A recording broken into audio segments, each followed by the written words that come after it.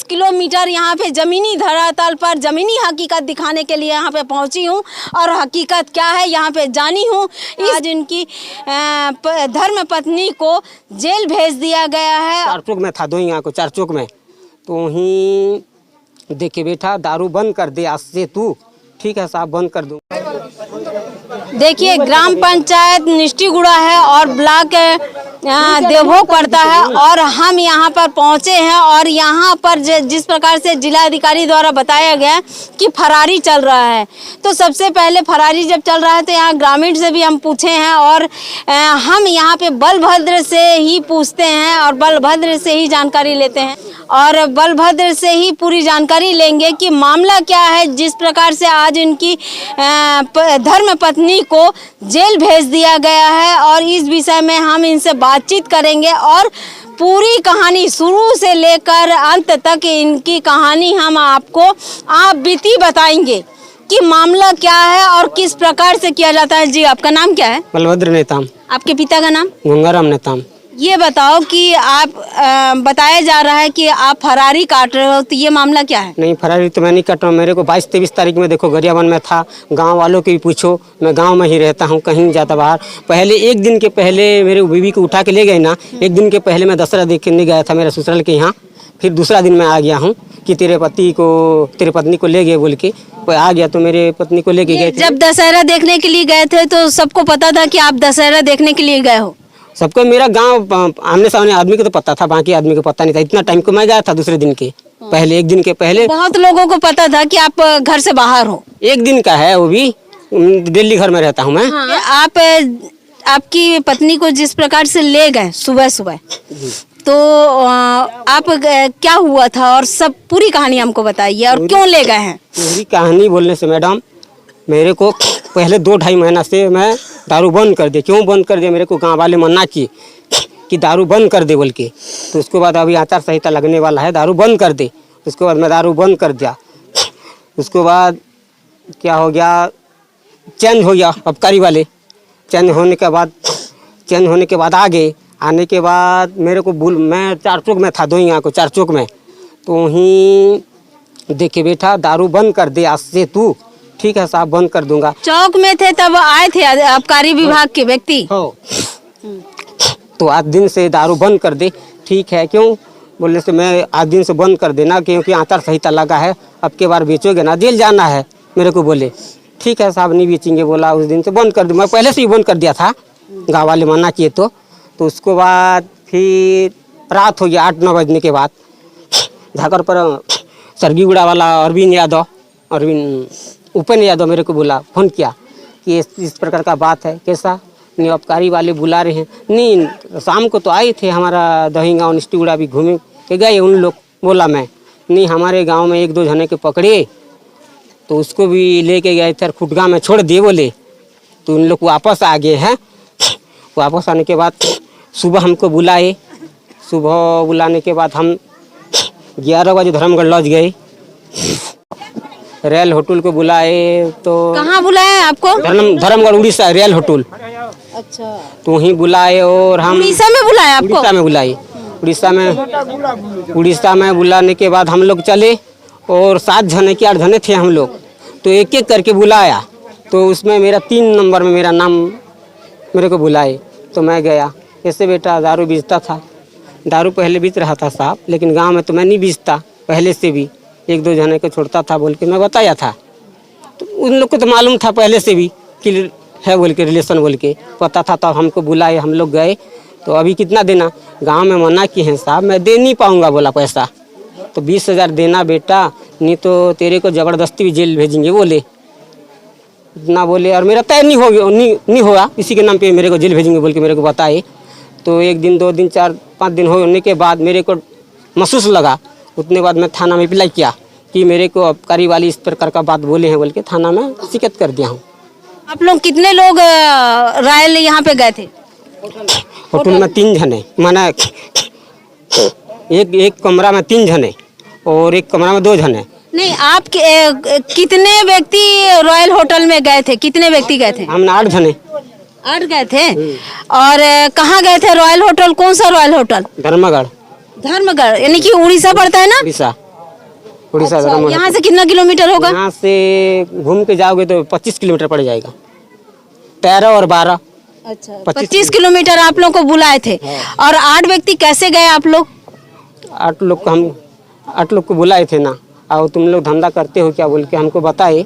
तो पहले कर रहे थे साहब, अभी बंद है बोले हम लोग, अभी क्योंकि आचार संहिता लगा है। फिर भी आप तो मना किए हो कल जाके दहिया चौक में मेरे को, फिर भी बंद है। गांव में भी मना किए हैं बंद है, इसलिए हम बंद कर दिए हैं। तो ठीक है, चालू करना है तो 20,000 देना बोल के हमको बताए। तो नहीं करना है साहब, मेरा पास कमी नहीं है, गांव वाले बंद कर दिए बोल के मैंने मना कर दिया, नहीं करूँगा बोला और बंद कर दिया। तो फिर 2 दिन 4 दिन बाद होने के बाद तेरे को कहीं हालत से भी जेल भेजेंगे बोल। तो फिर पहले पैसे देते थे आप उन लोगों को? पहले देता था। कितना देते थे? 5,000 देता था। किनको देते थे? सोनी सर को। सोनी सर को। तो अब 5,000 से 20,000 में आ गए। 20,000 मांगे तो मेरा नया बंद भी अधिकारी। था। हाँ, बंद भी था और मैं नहीं दूंगा बोला। यानी कि आप अब नहीं बेचना चाह रहे थे? नहीं नहीं नहीं। तो आप नहीं बेचोगे तो कमाओगे खाओगे, कैसे कमाओगे खाओगे? ये बोले से गांव में तो मना है मैडम, कहाँ से बेच पाएंगे कहीं। वो देखो अभी आचार संहिता लगा है, उधर भी तो टारगेट है, जेल जाएंगे क्या, इसलिए हम बंद कर दिए हैं। गांव के हिसाब से तो चलना पड़ेगा। अभी अगर बात सही यदि होता तो पूरा गांव वाले पब्लिक मेरे को साथ देते क्या? 2-2.5 महीना से बंद हुआ है तब तो मेरे को साथ दे रहे हैं गांव वाली पब्लिक। और ये बताइए कि आपकी जीविका कैसे चलाओगे अगर शराब नहीं बेचोगे तब? नहीं, ऐसे रोजी रोटी करके चल लेंगे कहीं से भी, कहीं से। दुकान भी है? हाँ, दुकान भी है। हाँ। तो फिर उसके बाद में वो अधिकारी क्या बोले आपको? अधिकारी मेरे को बोला 20,000 रुपया देना बोल के मेरे को बताया। मैं 20,000 दे नहीं पाऊंगा बोला। तो इसमें धंधा बंद कर बेटा बोला मेरे को। बिल्कुल बंद कर दूंगा, बंद करने से भी तेरे को टारगेट करेंगे बोला है। बंद करने से भी टारगेट करेंगे, यानी कि आप चालू रखोगे तब भी टारगेट में हो और बंद करने से भी। तो देख सकते हैं कि आबकारी विभाग द्वारा कोचियाओं को किस प्रकार से सिखाया जाता है और अगर सुधरने का मौका नहीं दिया जाता है। अगर सुधरना चाहेंगे तब भी सुधरने का मौका नहीं दिया जा रहा है। तो ये बताओ कि आप टारगेट में होंगे ऐसा करके बोले वो। और क्या बोले फिर? टारगेट में हो बोल के मैं उस दिन से बात की थी, उसके साथ नहीं हुआ था ना, मैं बात नहीं हुआ। तो मैं उसके बाद बोला कि थाना को गया मेरे नहीं, सिग्नेचर बता रहे थे कुछ। हाँ, सिग्नेचर बोले से दारू अगर बंद करना है तो उसमें साइन करो बोले मेरे को। बिल्कुल बंद कर दूंगा ना सर बोला, साइन कर दिया मैं। तो कितने कागज में साइन किए हो? मतलब 3-4 कागज है और 10-12 जगह में साइन किए हैं। 10-12 जगह में साइन किए हैं। तो उस कागज में तो कुछ लिखा होगा? उसमें लिखा है, मेरे को तो इतना ये कोरा था कि क्या था, मैं तो पढ़ी लिखी आदमी नहीं हूँ, मूर्ख हूँ। इसे भी कुछ लिखा दिखा रहा है कि कोरा कागज? कोरा कागज नहीं है। कोरा कागज था? कोरा कागज है लेकिन बना हुआ वाला कागज है, लेकिन लिखा हुआ वाला नहीं है। हाथ से लिखा हुआ वाला कागज नहीं है। फॉर्मेट में दस्तखत किए हैं? हाँ हाँ। तो 8-10 जगह दस्तखत करवाए? हाँ हाँ। देखिए जितने जने मेरे साथ गए हैं उतने जने पूरा आदमी की दस्तखत किए हैं, मैं अकेला नहीं किया हूँ। अच्छा, 8 आदमी में से आप नाम बताइए किन कौन कौन वहाँ गए थे? सरगीगुड़ा वाला उप यादव, दरलीपड़ा वाला 2 ठीक को नाम नहीं जानता, डुमेरवाल वाला प्रदीप सुनानी, जाकरपड़ा वाला अरविंद और मनोज, दहिया वाला देवराज और मैं बलभद्र। हाँ बलभद्र। तो ये बताइए कि उस अधिकारी जो वहाँ पे बैठे हुए थे, जो 5 अधिकारी बैठे थे, एक घर पे 3 बैठे थे, यानी कि एक कमरे में 3 थे और एक कमरे में 2 थे बता रहे हो। तो वो उसमें किसी व्यक्ति को पहचानते हो? ओ पद्मन नेतम साहू को आदमी को पहचानता हूँ, क्योंकि वो पुराना वाला है, इधर आता था पहले भी। पद्मन साहू को पद्मन साहू को जानता हूँ मैं। और एक आदमी का नाम जान? आदमी को भी, वो पुलिस वाला है, वो भी, उसको भी पहचाना, उसका नाम थोड़ा नहीं जानता। मोनू है कि क्या नाम का है उसका? मनु वही है। अच्छा, उन लोग थे। तो ये पद्मन बीच बीच में पहले भी आता था? मोनू भी आता था और पद्मन भी आता था साथ में। और पैसा लेके चला जाता था? नहीं, उन लोग को पैसा नहीं देता था मैं। तो किनको पैसा देते थे? सोनी को देते थे? उन लोग केवल ऐसे ही आते थे? हाँ, ऐसे साहब लोग के साथ में आते थे। अच्छा, सोनी जी के साथ में आते थे? हाँ हाँ। तो सिखा के सोनी जी वैसे भी छोड़ दिए हैं अपने चेला चपाटी को कि किस प्रकार से किया जाता है। और देख सकते हैं कि एक महिला को जिस प्रकार से ले गए और उनके पति घर पे नहीं थे, और उसके बावजूद सबसे बड़ी बात है ये है कि गांव के व्यक्ति को भी नहीं पता कि एक महिला को ले गए हैं, बाद में पता चलता है कि उस महिला को ले गए हैं। ये हकीकत है। और यहाँ तक कि निष्ठीगुड़ा के व्यक्ति सब सुबह सुबह अपने दिनचर्या के लिए बाहर गए थे, कोई अपने घर पे काम कर रहे थे, तो इतने में ही गाड़ी आई और उस महिला को यानी कि बताने के लिए कि आप तो आपके घर में हम छापा मारने के लिए आए हैं। घर में जब देखे तो वहाँ पे कुछ नहीं मिला। जब कुछ नहीं मिला तब उसके बाद में उनको उठा के घसीटते हुए अपने गाड़ी में भरकर ले गए और उनको जेल भेज दिया गया। यानी कि फर्जी तरीके से किस प्रकार का केस बनाया जाता है जिला आबकारी विभाग द्वारा, ये बिल्कुल हकीकत है। और सबसे बड़ी बात है कि जो पहले एसआई थे और जिला अधिकारी, वो दोनों बदल गए हैं, अभी नए आए हैं। तो नए आए हैं तो वो अपनी पूरी रूटीन और दिखा रहे हैं। पहले तो 5,000 देते थे, इनके द्वारा बिल्कुल 3 गुना हो गया, 20,000 दो तब आप कोचियाई पना करो। तो ये बताइए, सबसे बड़ी बात है कि दही गांव से भी एक व्यक्ति को उठा के लेके आ गए थे और निष्ठीगुड़ा से भी, तो महिला को जेल भेज दिया गया क्योंकि बलभद्र नेताओं में कह रहे थे कि मैं अब ये काम नहीं करूँगा क्योंकि गांव में मना कर दिए हैं। और सबसे बड़ी बात है कि गांव में मना है, इसके लिए आज बलभद्र को पूरा गांव उनका सपोर्ट कर रहा है। पूरे गांव यहाँ पे पहुँचे हुए हैं और समर्थन दे रहे हैं कि महिला के साथ गलत हुआ है। बार बार, क्योंकि एक महिला का नाम लेना मेरे लिए ठीक नहीं है, इसलिए मैं बार बार नाम नहीं ले रही हूँ। लेकिन बलभद्र की धर्मपत्नी को जिस प्रकार से घसीट कर ले गए हैं और सुबह सुबह लेके गए हैं, एक महिला के साथ जिस प्रकार से अपमान किया गया है, महिला को अपमान किया गया है। और सबसे बड़ी बात है कि ऑफिस में जाकर उस महिला के सामने में शराब रखा गया और फोटो खींचा गया और उस फोटो के तहत में वायरल किया गया। और मीडिया देखिए किस प्रकार से है, मीडिया बिल्कुल उस महिला की कथन ना लेते हुए ऑफिस में शराब वाला जो फोटो है, एक फोटो खींचे हैं, वीडियो तो नहीं बनाए, फोटो खींचे हैं और उस फोटो द्वारा जिला अधिकारी द्वारा सभी ग्रुप में दिया गया और उस महिला का फोटो को समाचार दे दिया गया है। क्योंकि आज गोदी मीडिया है और गोदी मीडिया केवल कॉपी पेस्ट करना जानती है, क्योंकि उनको लिखना तो आता नहीं है, कुछ करना तो आता नहीं है। पत्रकार तो बिल्कुल बनने बैठे हैं, 20 पेपर लेकर एक पत्रकार बन जाते हैं और 20 पेपर लेकर पत्रकार जब बनते हैं तो लिखना पढ़ना तो आता ही नहीं है, कॉपी पेस्ट आता है। और बाकायदा कॉपी पेस्ट के तहत में उठाएं और लेके चले गए।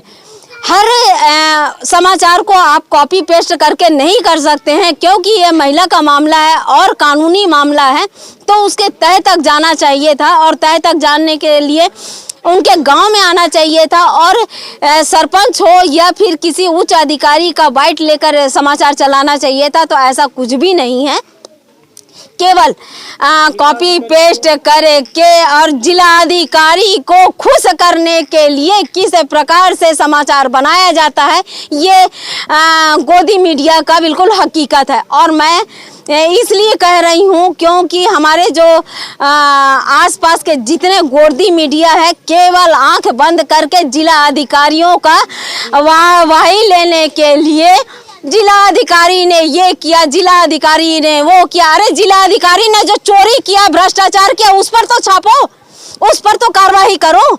जो करोड़ों रुपए हमारे जिला में विकास के लिए आता है, वो अधिकारी बिना काम किए करोड़ों रुपए अपने खाते में लेके और यहाँ से चले जाते हैं। आपके विकास के नाम से किसी प्रकार से काम नहीं होता है, लेकिन दस्तावेज में वहाँ पे काम कर देते हैं। उस जिला अधिकारी का वाहवाही करते हुए मीडिया, गोदी मीडिया किस प्रकार से काम करती है, ये हकीकत है। मैं यहाँ पर 127 किलोमीटर यहाँ पे जमीनी धरातल पर जमीनी हकीकत दिखाने के लिए यहाँ पे पहुँची हूँ और हकीकत क्या है यहाँ पे जानी हूँ।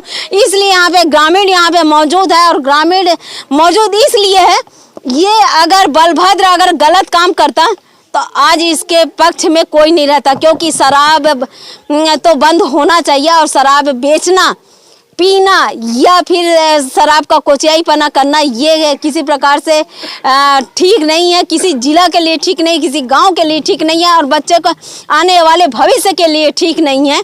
तो शराबबंदी के लिए गांव के जो सरपंच है और ग्रामीण हैं, शराबबंदी जब कर दिए हैं तो ये 20,000 रुपये क्यों देंगे? जब 20,000 नहीं दे पा रहे हैं तो देख सकते हैं इस षड्यंत्र करके इनकी धर्म पत्नी को जेल भेज दिया गया है, ये हकीकत है। तो ऐसे भ्रष्ट अधिकारियों पर कानूनी कार्रवाई होना चाहिए और जिस प्रकार से जो 4-5 व्यक्ति आए थे उनको तुरंत सस्पेंड होना चाहिए, ना कि उनको मेडल देकर उनको आगे कर देना चाहिए, प्रमोशन कर देना चाहिए। और ये होगा, क्यों प्रमोशन होगा?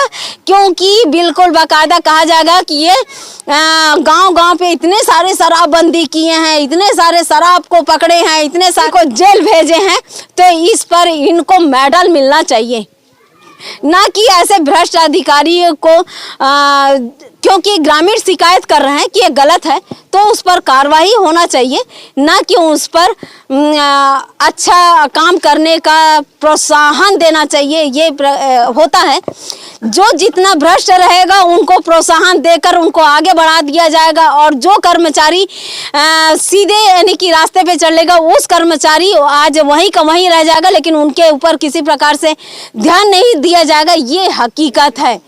अब माननीय कलेक्टर महोदय से भी मैं निवेदन करूंगी कि आपके रहते हुए आपके संज्ञान में जब एक महिला बच्चे पहुंचे थे, जब बच्चे पहुंचे थे और कहाँ गई, इधर आओ, आप पहुंचे थे ना कलेक्टर साहब के पास में, तो कलेक्टर साहब क्या बोले? एसपी के साहब के पास जाओ और शिकायत करना बोले। एसपी साहब के पास जाओ और शिकायत करना, ये कौन सा न्याय है और कौन सा ये है? आप एक फोन कर देते एसपी साहब को तो तुरंत कार्रवाई होती और तुरंत उस पर जांच बैठता और आज तक वो जो व्यक्ति है उस पर स्पष्टीकरण निकल जाता। और ये है, ये छोटे छोटे बच्चे कलेक्टर साहब के पास पहुंचने के बावजूद भी आज दुखी है क्योंकि इनकी माँ अभी भी जेल में है और अब कानूनी प्रक्रिया है, जेल से बाहर जब आएंगी जब जमानत मिलेगा। लेकिन इस पर तो ऐसे भ्रष्ट अधिकारियों पर तो अंकुश लगना चाहिए, कुछ तो ऐसा काम करिए कि कम से कम कुछ अंकुश लगे। लेकिन यहाँ पर मैं ये देखती हूँ कि कई बार ऐसा होता है कि पीड़ित रोता ही रहता है लेकिन इस पर कोई कार्रवाई नहीं होता है और जो अधिकारी भ्रष्ट हैं उस अधिकारियों को मेडल, प्रोत्साहन 26 जनवरी में, 15 अगस्त में, इसमें उसमें दिया जाता है, लेकिन उस पर सूक्ष्म जांच करके कार्रवाई नहीं किया जाता है। मैं हूँ दीपिका, आप देख रहे हैं धरोहर संदेश।